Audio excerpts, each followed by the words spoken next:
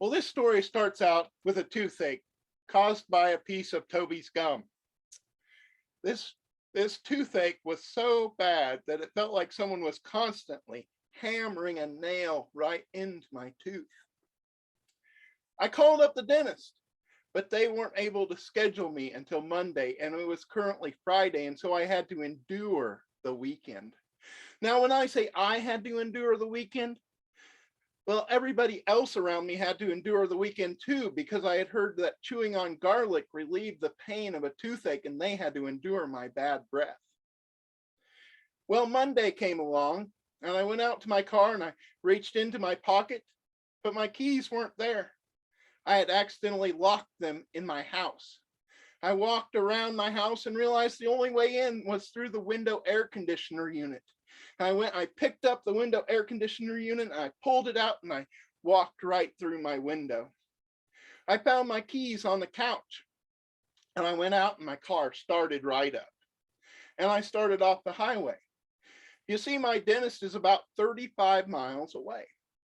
And now I was about 25 miles into my trip, and I saw flashing lights behind me. I pulled over, and a 6'6" highway patrolman with a long beard came to my window. And he asked, "Do you realize why I pulled you over?" "I have no idea." "You don't realize you're leaking a fluid all over my highway?" I had no idea, and I didn't even know it was his highway. The officer said, "Well, you better step out of your car and we better see what's happening here." So I got out of my car and we walked around to the back, and he knelt down and he got a great big whiff of gasoline. I'd been leaking gasoline all over the highway. And he said, "We best go back to where all this started." And we walked the 2 miles back to where the trail started. And right there on the highway, there was a bullet, and he picked it up and he passed it to me. I flinched back thinking it might be hot, but instead it was freezing cold. I couldn't figure it out. And the officer said, "Ah, yes, I've seen this before. A hunter will be out in the woods in the middle of the winter hunting, and when he shoots at an animal, it will be so cold out that the bullet will freeze in midair. And since it's spring, that bullet warmed up and unthawed and continued at its previous velocity right at your gas tank." Well, I wasn't sure that that was what had happened, but I was not one to argue with a highway patrolman.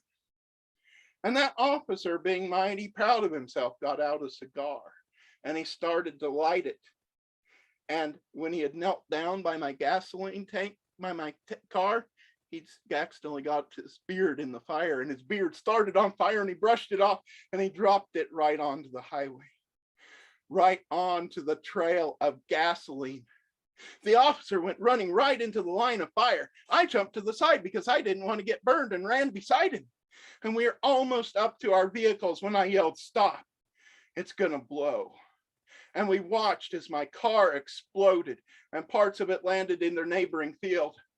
His car, right behind mine, it started on fire also, and parts of it landed in the other field, starting the other side of the highway on fire. Now, you might think that the worst part of this story has happened, but it has not. You see, there was a car coming towards us, and then out of nowhere came a ninja hopping frog, and that frog jumped onto the hood of the car, and then it launched itself right at my forehead, knocking me back onto the highway. And my head hit so hard, my bad tooth dislodged and went down into my throat, making me both unconscious and unable to breathe. The officer looked back and said, "I think we're going to need an ambulance also." He came back and started doing CPR on me. And he didn't know it, but the tooth dislodged right when he came to breathe in my mouth, and the tooth went into his throat, and he collapsed on top of me. And you know what happened next? That's when the local paparazzi showed up. You know, the people that are always listening in on their scanner radio so they can be the first one to the scene.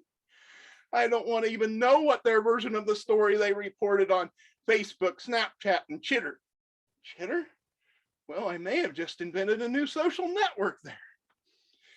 But anyhow, The police arrived, the ambulance arrived, the fire truck arrived, and the firemen were able to put out the fire. The ambulance took myself and the officer to the hospital to get checked out.